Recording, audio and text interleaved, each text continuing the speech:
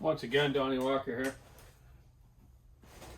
Got a stihl 462 in front of me here that's been used for a bit. I don't have any the hours on it.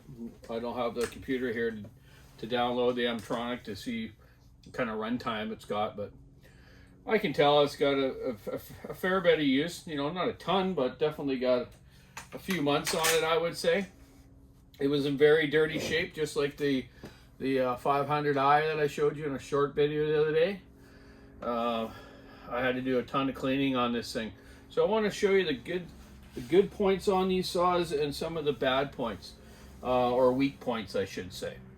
So one good thing about these saws compared to the 500i's, sure they're less cc's. They're what are they? 7 cc's less. They're 72 cc. Okay, so basically they're exact same as the 372X torque. But man, a few of these that I've done for people, they said it's the best saw they've ever ran. They love it. It's smooth. It's very good on fuel.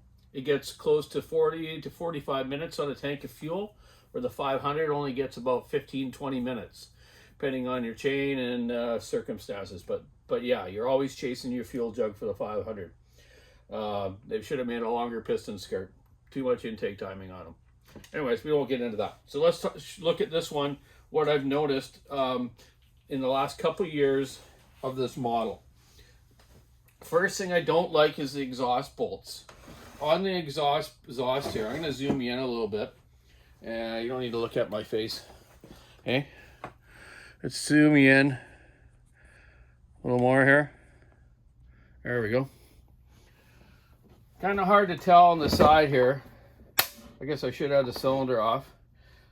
Where the exhaust bolts for the main ones go into your head, they go right through, then they come out of like a little window, then they go into a little bit more of a threaded area into the block.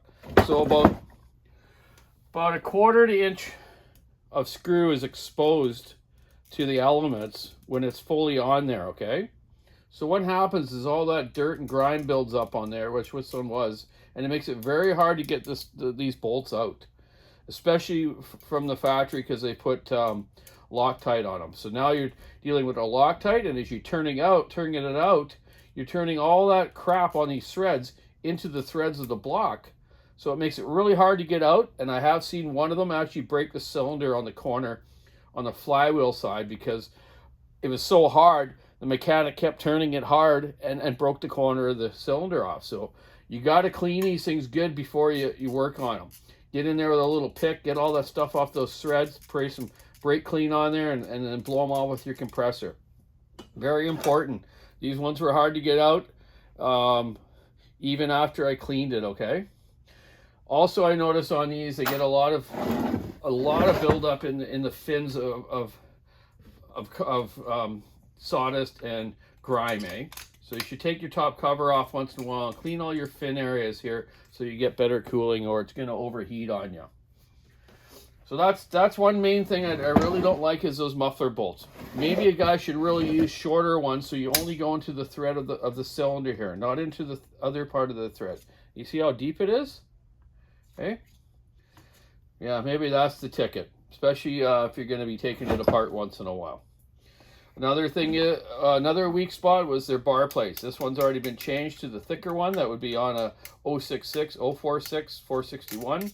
Put the heavy dutier one on. The original ones is like pop can tin thin, and it wears out in no time. Another wear factor I see a lot on the newer stihls is their clutch drums and clutch bearings and clutch springs. Very weak. The drums are quite thin. So you've got to watch. You start getting the sideways motion like this, rocking. You want to, grease that bearing or replace this drum after a while. And watch your sprocket wear too. This one's almost ready to be changed. I would say it is. It's dished pretty good. Yeah. Just like fuel filters and spark plugs. Change them every couple months, okay? It'll make your chains pitch better and they won't come off as much. Another item on these you got to check once in a while if it feels kind of noodly and moving around you, the mount systems. There's an inner screw right here above the bottom dog bolt. You tighten that up. That one is a bit loose, and that keeps that mount tight in there, okay?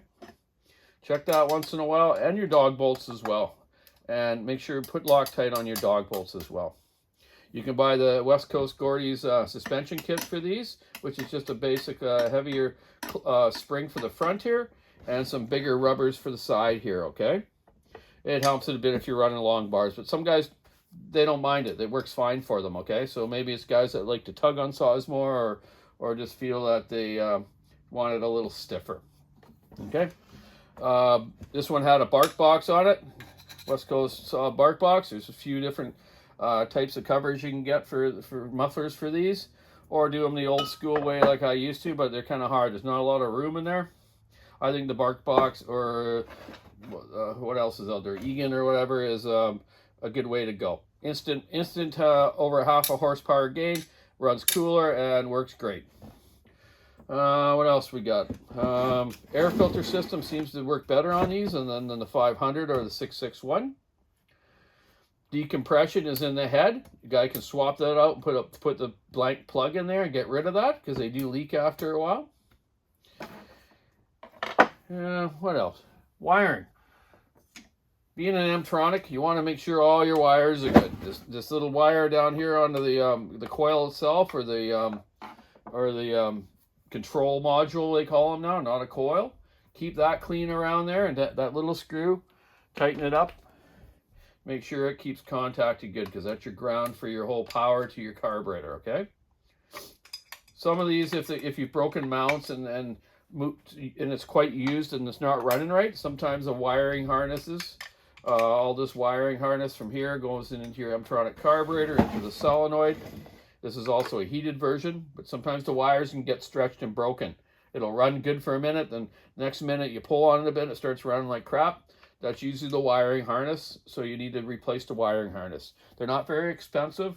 I think they're about 25 bucks, 30 bucks maybe. Not exact, don't quote me on that price, but I know they're not that expensive. They're reasonable. Instead of trying to repair a wire. These are very thin wires, and they work quite well when they're all good. Yeah, good fuel mileage. The top cover system's cool. The twist lock top things, which is awesome. The heated handlebars work good on these, and it also has a heated carburetor for real extreme under like 10 below type conditions if you're up north or something, Alberta or Alaska or northern BC.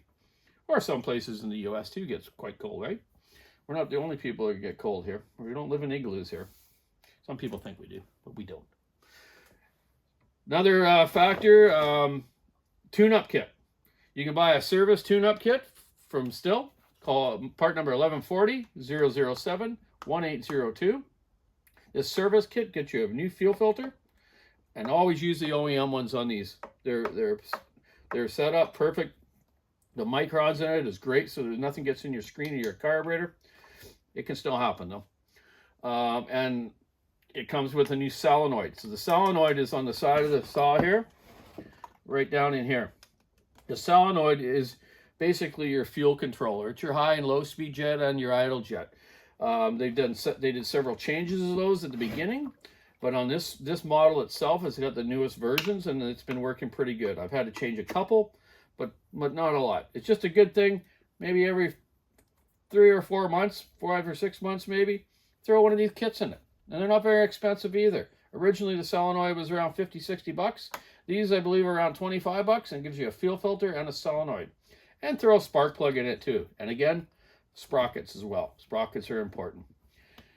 I did notice this one was limited on its throttle a little bit, because it had so much buildup underneath this throttle here, under this arm down in here.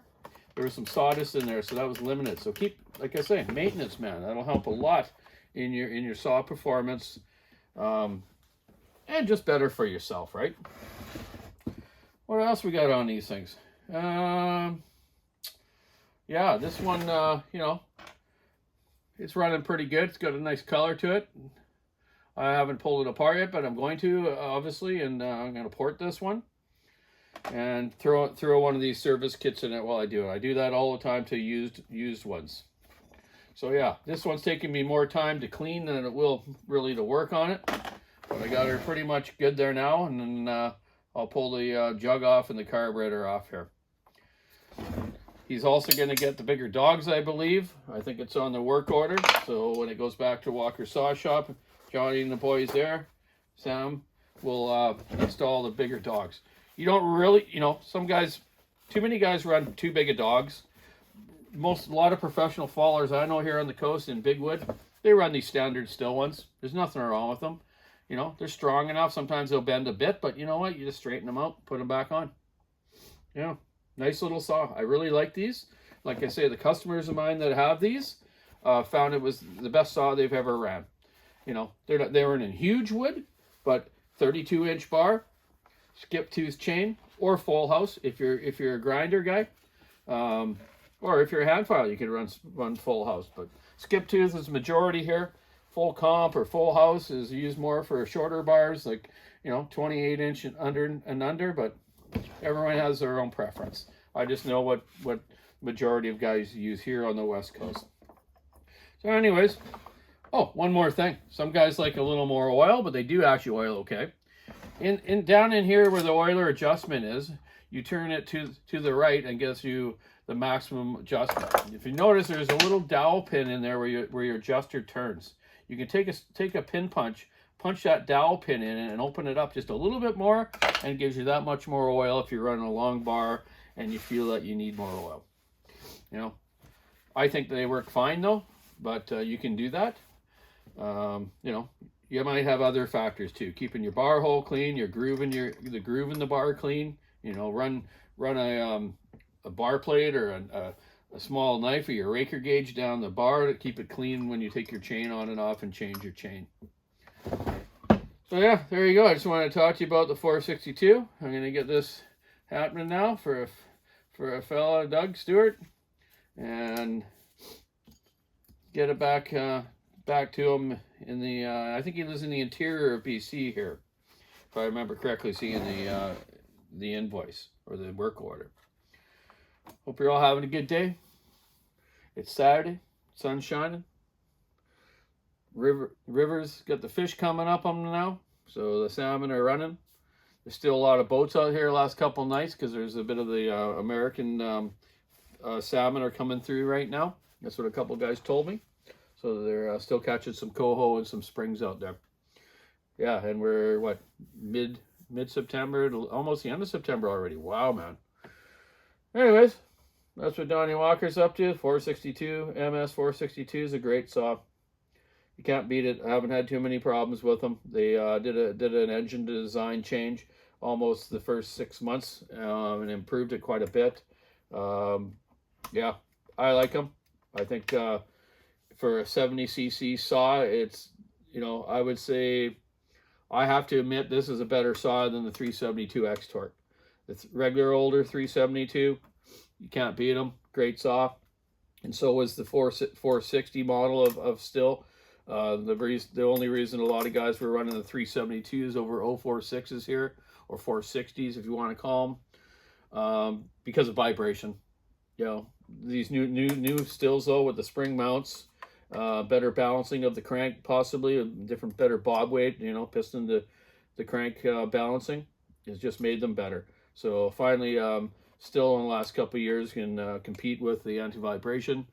That is much better on your hands for the loggers and tree service guys. Keep sawing to it, sticking the ice, rubbing the road. Donny's going to get this thing apart, pour her up, bed her back together, and get on with the rest of the stuff I got to do. Have a great day. Saturday Night Fever.